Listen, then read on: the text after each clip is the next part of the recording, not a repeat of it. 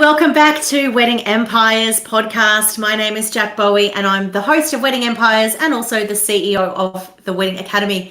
For those of you who are joining us live, welcome back. Make sure you pop any questions that you have for my next guest in the chat box. I'll be sure to bring them up with her.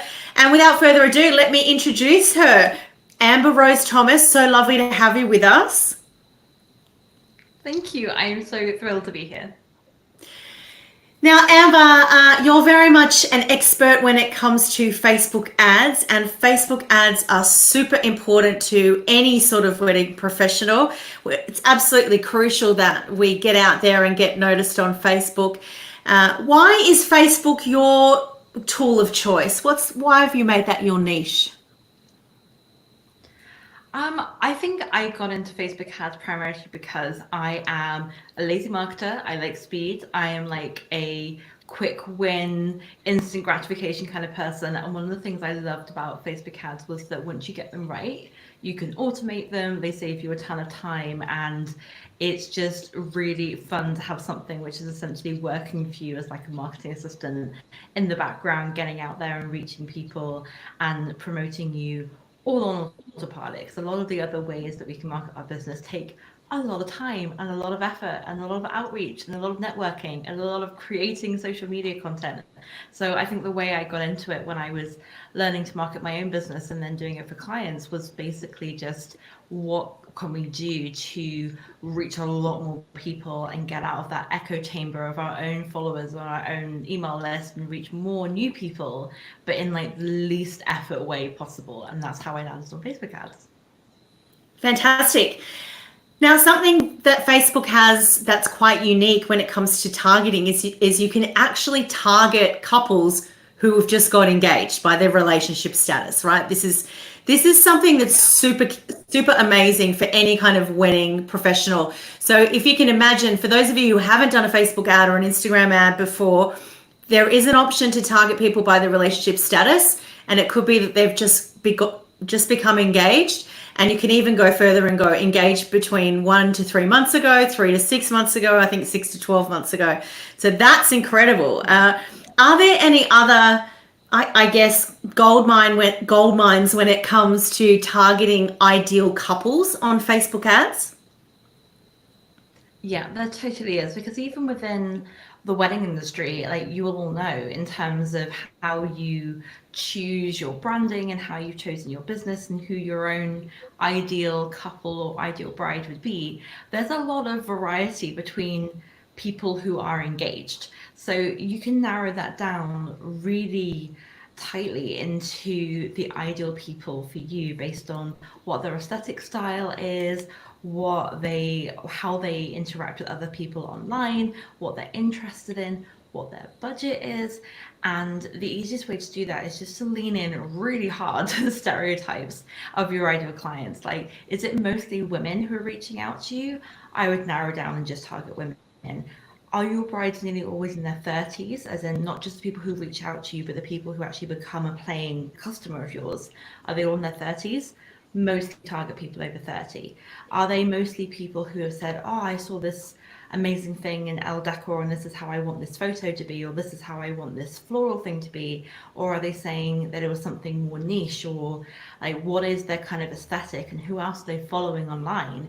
And sometimes you can follow those other people, you can, well, not follow, but you can target them with your ads as well. You can say, I want to target women between 30 and 45 who are recently engaged, who also like Elle Bridal. I also like people who like Rock and Roll Bride, who, you know, you can narrow it down really specifically. And then even beyond that, you can start thinking about who were they before they got engaged? Like, what were they interacting with before they got engaged? Because that will be like the most historical data that Facebook has when they're following us around the internet.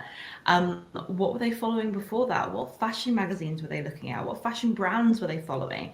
What is their whole aesthetic and what is their vibe and where do they live and all those kind of things? You can put all of that into Facebook and Instagram, which is incredible. And eventually you will build up this really beautiful profile of your ideal, most perfect customer and couple, and you will hopefully find 20 more of them a month, you know, just by doing Facebook ads to them. Wow. So I think you're going to agree with me that even before you get on Facebook, it's going to be super important to work out that perfect client avatar, who she is, what she reads. If she's somebody who's obsessed with Vivienne Westwood, we can imagine kind of what kind of bride she's going to be, right? She's not going to be doing a bikini on the beach kind of vibe. I'm just guessing. So, so having Yeah, all, for sure. having all that kind of insight from a holistic level of who is this person, or who is this couple, what are they into, that'll just help you really, really, get laser focused when it comes to your targeting on Facebook ads. Now, what about ad formats and placements? Do you have any tips around that, to really help wedding businesses convert with their Facebook ads? Yeah, absolutely. I mean, I think one of the things I love about the wedding industry and working with people in the wedding industry is just how gorgeously aesthetic the whole industry is. It's beautiful. It's gorgeous to spend time in. It's just stunning. And so you really want to lean into those placements, which do really highlight that, because there are loads of other businesses out there that don't have that as a benefit to their business. Like me as a business coach and as an ads expert, not much pretty aesthetic Pinterest vibes going on around here. Like most of my stuff is very data focused. I'm like the personal brand piece. I don't have stunning photography or anything from my work. So I don't have any of that. So you do. So really lean into that. And since Facebook bought out Instagram, any ads you run on Facebook will go on Instagram as well. So I would really lean into like the stories, reels, if you can bear to make them, anything that is super visual in that sense. But I would say the cheapest ones are nearly always the feed posts, because that's where we spend Wow. most of our time, is just scrolling through the newsfeed. And so that is, I find, the cheapest one to do if you are not doing reels. So reels first and then the newsfeeds. Now, do you think there's a place for Facebook ads at every level of the funnel? I mean, I feel like definitely when it comes to brand awareness, Facebook's an absolute must. But what about when it comes to converting leads and traffic? Like, talk to me about, I guess, how you like to approach those parts of the funnel with Facebook ads.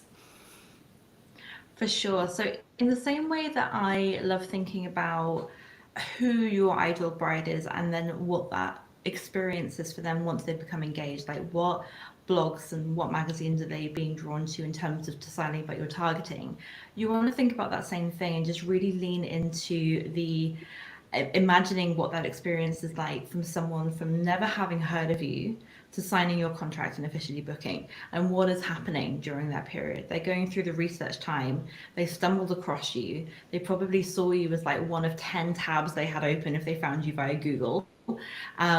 So they vaguely know who you are. Maybe they stumbled across a post of you on Instagram or something, and then they're narrowing down their choices. Now they're revisiting things. Now they're thinking about it. Now maybe they've spoken to you, and now they have to make a final decision.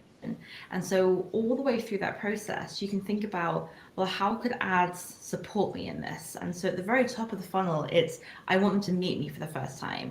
And that is where you're really going to worry about the, how can I find my ideal people with all those interests? Because that's what we refer to as like your cold audiences, as in they've never heard of you before, brand new people at the very top. But then once they've met you, they're no longer in that group anymore. You have some kind of relationship with them because they've seen you somewhere. So now you can start retargeting those people, because something else that Facebook does beautifully is you can retarget people who have started following you on Instagram, people who have engaged with any of your posts, people who have visited your website, people who have watched part of a video of yours, people who have liked your Facebook page. There's a massive amount of options there as well, just in Yep. terms of how you can retarget people. And so then you can go, okay, well, they've met me the first time. Now I want them to see this like case study or an example of my work. Now I want them to see this post which has a testimonial from someone. Now I want them to see this post which tells them that my dates for 2024 are booking up and I'm now booking 2025. Or even considering the wedding industry, I'm nearly booked for 2025, start booking 2026. It can go really Yep. quickly. And so then in the final piece, it might be, hey, come and book a call with me. I've opened up my Tuesday afternoons for calls with my couples. Come and book a call. Or, hey, I'm exhibiting at this wedding fair. You should come and see me. And so you can basically follow up with them and put the things you want them to see in front of them using Facebook ads, because when we publish stuff on Facebook or Instagram, such a small percentage of our followers actually get to see our stuff. Whereas the great thing with ads is you can almost guarantee they're going to see it because you're paying to put it in front of them. Great. So I think you're going to agree with me that it's probably the best to sort of have a variety of campaigns with different objectives. So something at the top that's going to, get the name out there, get the brand awareness, or as I like to call it, build demand. And then something to later send people to the website. Not only do you want them to look at the website, but you want to, track those people and be able to retarget them later. So, but then once you've done that retargeting piece is super important, right? And that's where you're really going to do those lead ads. I think it's interesting to point out, I love using Google Ads in conjunction with Facebook ads, because I think that for everyone apart from that retargeting group, you're presenting an ad in front of a newsfeed and they're not necessarily looking for a wedding planner, for example, in that moment, right? They're on their newsfeed, they're browsing for another reason altogether, and your ad's been put in front of them. Whereas on Google Ads, they're kind of, in Google searching for your service. So that sort of conversion action seems to be a lot quicker. But I can't help but think altogether, that's like the secret ingredients, right? All together is using, I think, those two together, but really focusing on Facebook for that brand awareness piece, getting it out there, getting maximum eyeballs, getting the traffic to the site, and then using it for retargeting. Would you agree with me that that's kind of a good way to approach maybe those three parts of the funnel? Yeah, I love layering, and I think it's so important to do that. And I think you can start at different points depending on where you're at in your business. I mean, if you've had your business for a while, then you might want to start with a retargeting ad, which is at the very end of the funnel, where it's like, who's come to visit your website, who's gone and visited your booking page, but just didn't actually book. Let's retarget those people and kind of get the ones that were closest to booking just over the line. And so then if you are newer, you might want to do the first piece, which is getting people interested in you in the first place.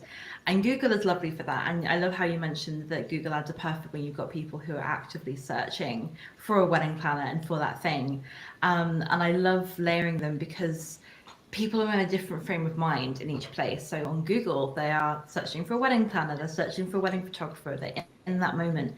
But you're also being presented next to 10 of your other competitors. You're being assessed next to all the other options. You're within that context. Whereas at least when you're in the social media newsfeed, you're up against a cat video and some makeup tutorial and some other random things. And so you're kind of being seen on your own, and you've got exclusive space for someone to think about you and your work without comparing it to another wedding photographer up here and another wedding planner down here and another person down here. You're on your own in that space, which sometimes is a massive benefit. I think if you have a bit of both, you get the best of both. And also when people have left Google, or they have kind of forgotten about you because you're one of 15 tabs they had open, when you retarget them with Facebook ads, you get to kind of follow up with them in a way that you couldn't otherwise, because you don't know who's visited your website. They're anonymous website visitors, but at least Facebook will find them and go and follow up with them for you. Amazing. So how crucial do you think ad copy is when it comes to Facebook ads? A lot. Crucial. Yes, 100%. But the fun thing is if we think about a Facebook ad, is how do we interact with it? And I don't know about you, but when you see something on your newsfeed, you see the image first. That's the first thing. And then you might read like the headline, especially if it's on Facebook, because they show up a little differently. So let's talk about a Facebook ad, because with that you have the image, you have the headline, and then you've got the copy at the top. And so the way we interact with it is we look at the image and go, oh, that looks pretty, that looks interesting. Then we'll read the headline just to kind of get an idea of, is this even relevant to me, or is this just happened to have caught my eye, but actually it's no good? And then the last thing you look at is the copy. And that is the thing that's going to get someone to click. So the image is going to stop someone scrolling. The headline is going to get someone to click on that little see more button to read all your copy, and the copy is what's going to get them to actually click on your ad and get them over to your website or your booking page or something else. So that essentially has the most important job of the entire thing, is to get them to do that. And the other thing, which is really important about your ad copy is essentially not pre-vetting, but pre-qualifying your couples, in terms of, you want to make sure that that doesn't just say whatever kind of wedding you're having and whatever kind of budget you're having, I can help you. You don't want to Yeah. do that.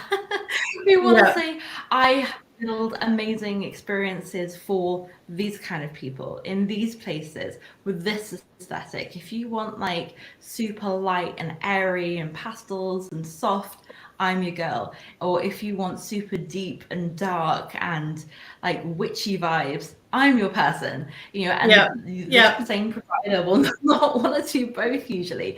So you want to really lean into, this is who I am, so that the people who do actually click are way more likely to be the right person. Because once you start running ads for a while, you'll start to kind of follow your data. You'll start to look at how many clicks you got, and you'll really get into the details, and it gets more fun at that point because you can see how well they're performing. And then you'll start learning, well, okay, if I talk about this, I get way more clicks than if I talk about this.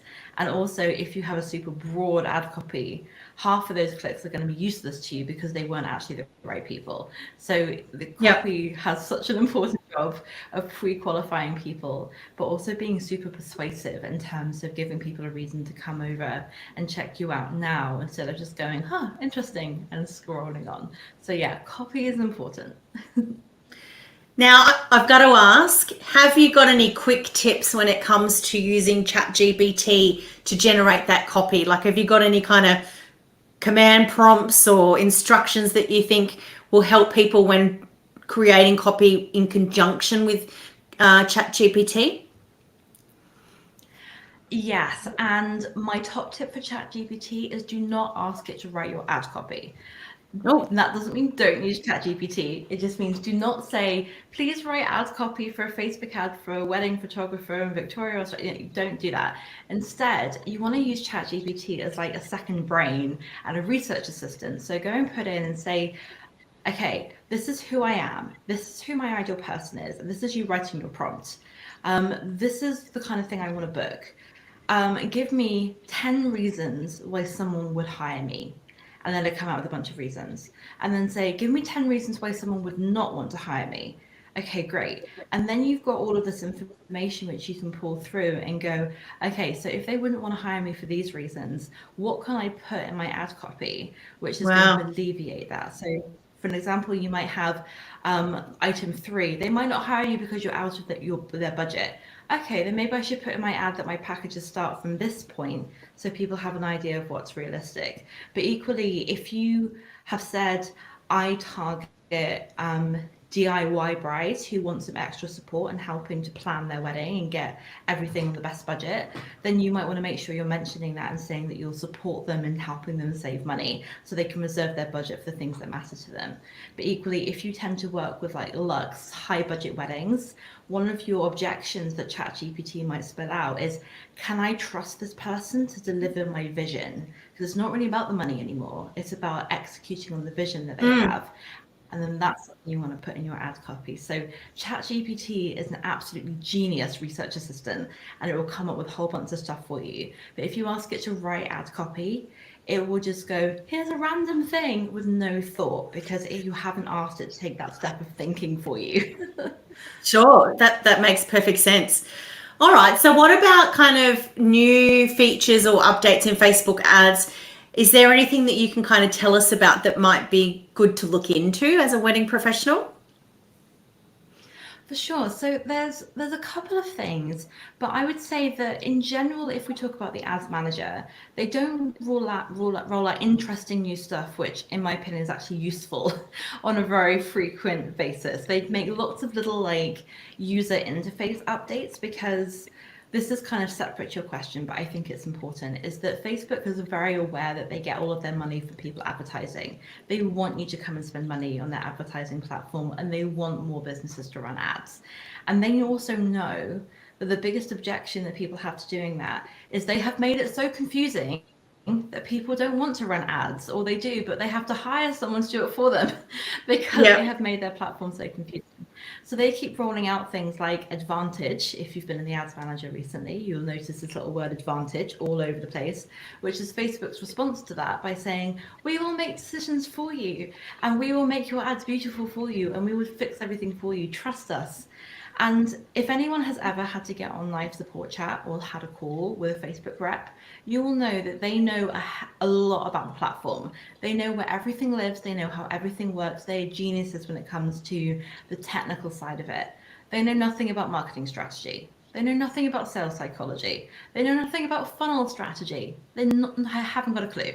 And so in terms of the new features that Facebook tends to roll out, I would say be healthy skeptical of that stuff, Okay. because they're doing it from the perspective of they want you to spend more money, not necessarily they want you to get better results from your ads. So be skeptical of that, but do pay very close attention to the native like the native platform rollout. So for an example, when Instagram brought out Reels and when they brought out carousel posts, every single one of those placements will become an ad placement as well. So you want to keep an eye on those kind of things actually more than you want to worry about the Ads Manager rollouts, because all of those interesting, fun, creative things you can now make as an ad. Like if you imagine the first month after Reels became a thing, if you were the only person in the wedding industry running Reel ads and all these people out there going, oh my goodness, Reels, this is so exciting, and you were the only person advertising, what would that have done for your business? So try to be an early adopter when those kind of things roll out, but don't worry so much about staying up with the news on the Ads Manager platform, because it probably isn't worth it. Okay. Have you got any unconventional approaches to Facebook ads that have yielded some great results for you? Yeah, I think my unconventional thing is actually something that you probably do already and love, is the whole layering aspect of how you think about your marketing. Because a Yep. lot of people think of ads in terms of, I'm going to run this single campaign for like brand awareness and get people to know me. I'm going to run this single campaign to get people to sign up to my free guide on how to do this and get people on my email list. And they think about things in a very siloed way of, I'm going to run this campaign and this campaign. Whereas my kind of secret method of doing that is to kind of layer them up. So campaign one is getting people to know you.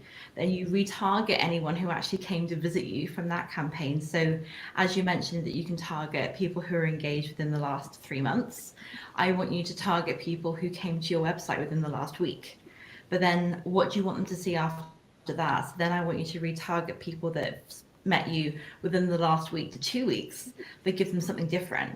And then we target the people that found you within the last 2 weeks to 3 weeks, and then give them something different. So you're basically designing this timeline of content of what you want people to see from you, ideally going all the way from your like headline most beautiful content to more about who you are as a person, more of your work, testimonials from your clients, come and book a call with me, hey, here's my availability, hey, here's the incentive I'm currently running for my sales. And so people are seeing it all in that process, because if you are showing loads of random people, hey, I'm getting booked up for next year, most people aren't going to care. Okay, random person on the internet is nearly booked, good for you, carry on scrolling. Whereas if you were reaching out to the people who have actively been following you or researching you or considering working with you, and you tell them you're getting fully booked up for the next year, they're going to care.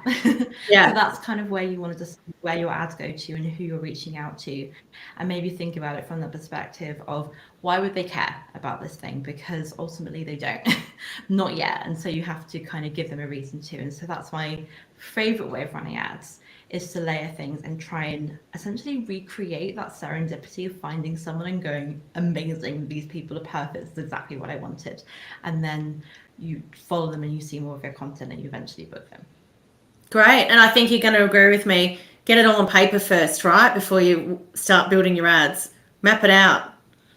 You know, this is Get it all on paper, map it out, have a look through it, and think about it from the perspective of the person that you want to book. What are they going to see? Are they in this audience? All of that. And maybe even run it through with like your last 5 paying clients, the ones you actually loved and would happily have worked with again, not the nightmare ones, ignore them. but think about the ones that you loved and kind of go, would they have been in this audience? Do they fit that criteria? Would they have liked this post? Would they have seen this? And kind of think about that and go, if that works, if your plan works for the people who have previously booked you, you're probably on the right track. Great. Now, you mentioned something about client testimonials. I'm keen to hear if you've got any ideas around how you can utilize user-generated content into your Facebook ad strategy. Yeah, for sure. So I want you to think about the kind of content that you like engaging with, because I love looking at user-generated content because it feels more real to have someone saying, oh my goodness, look, I just got my photos back from my photographer, look how beautiful they are. And I'm way more likely to look at that rather than look at my beautiful photos that I just did for my client. And technically the content's the same, it's just coming from a different angle. And so if you have a really good relationship with your clients, and follow up sooner rather than later, like do it within the time window that people are still excited about it rather than they've forgotten about it and moved on and been busy. If you just give them prompts, they'll happily create that stuff for you, and then you can use it in your advertising as long as they've given you permission. So think about not just Emily was great, thanks so much, kind of testimonials, because that's what we expect to see all over any kind of review. But try to kind of pull out the ones about how you made people feel and try to get specifics. And one thing I would highly recommend you do, which isn't even ads related, is making sure you have built into your business a way of getting those testimonials, particularly with feedback forms. And sometimes it's better to send the feedback forms multiple times, as in one thing my photographer did, which I thought was genius actually, because I got married 18 months ago, so I still consider myself a newlywed. I don't know how long I'm allowed to call myself a newlywed, but I'm owning it for now. One thing I loved that they did was about 2 weeks after the wedding, they sent a form and said, hey, I'm working on all of your photos and I'm about to send over your like preview ones. Would you mind filling out this form for me about how we did on the wedding day and anything else you noticed? And so I was kind of keen to stay in communication with this person, so I happily filled it out. And it was things like, did I do a good job of wrangling your family members? Did anything you noticed? Did I get a good job of staying out of your way so I wasn't interrupting the flow of the day? Tell me anything you noticed. Because then I noticed that when she used all of that information and put it into social media, she quoted me saying things like, my grandmother is completely oblivious to the world and just wanders around in a will of her own. And Natasha did a fantastic job of making sure she was where she was supposed to be and looking in the right direction at the moment. I love that. Photograph. I love that. And that was brilliant, because if you've got any brides out there who are like, my biggest worry about the wedding day is the group photos because my family is just like herding cats. This is going to be terrible. It's going to take an hour and a half. I'm dreading it. Having a photographer who says, I am the best cousin wrangler. I will get everything perfect and I will make sure your gropey uncle doesn't get in the way and cause problems. Like, that's the kind of thing you want to see in a testimonial beyond just, yay, they were great. I love that. I love that. Now, listen, obviously, Facebook ads are your absolute bread and butter. So I would like to know, what are your tools of the trade? What are the things that you use, like software, tools, websites, that make Facebook ads a breeze for you? Oh, good question.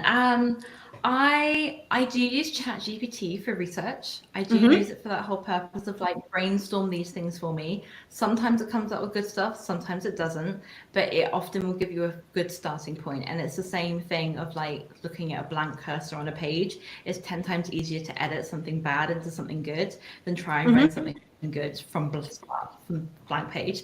So that can really help when it comes to that. The majority of my designs end up going through Canva. My designer uses Photoshop and he does a fantastic job of his graphics. If I'm designing something, it's in Canva.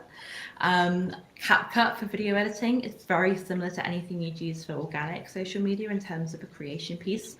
But I personally think the secret weapon is the ads library.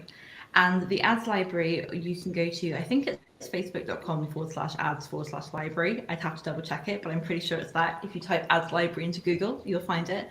And it's where you can put in the Facebook page of anyone and it will show you what ads they're currently running, if they're running ads. So you can type in any other business, any other brand that you think are currently running ads, Ooh. and it will show you everything they currently have live. So you can spy on other people's ads and see what's currently working and see what they're currently running and get inspiration and other things like that. So if you ever see an ad in your newsfeed and you're like, oh, I wonder what else they're running, you can go and have a look, and that can be really helpful because then you get an idea of what else is out there and what things look like. And sometimes just having a physical example in front of you of what a Facebook ad for your niche or your service would look like can help you come up with more ideas and get your head around how you're going to make that work for you. Amazing. Oh, thank you, Amber. Look, heaps of little tidbits that I'm going to use even straight away. So thank you so much. Really, really nice learning from you, your Facebook ads tips. Now, for those of you who would like to connect with Amber, find out more about what she does and how she can support your business with your Facebook ads, head to launchwithamber.com. You'll also find her under Amber Rose Thomas on LinkedIn, and her username on Instagram is Launch with Amber. Thank you so much, Amber Rose. It's been an absolute joy getting to know you, and I'm sure we'll have you back because Facebook ads are always evolving and we're going to need you to keep us up to date. I would love to. And the next time maybe we can talk about TikTok ads, which are a whole different thing. Yes. I didn't know you played in that space. I'll have to schedule that in with you for sure. All righty. Well, thanks so much, Amber. All right. See you soon.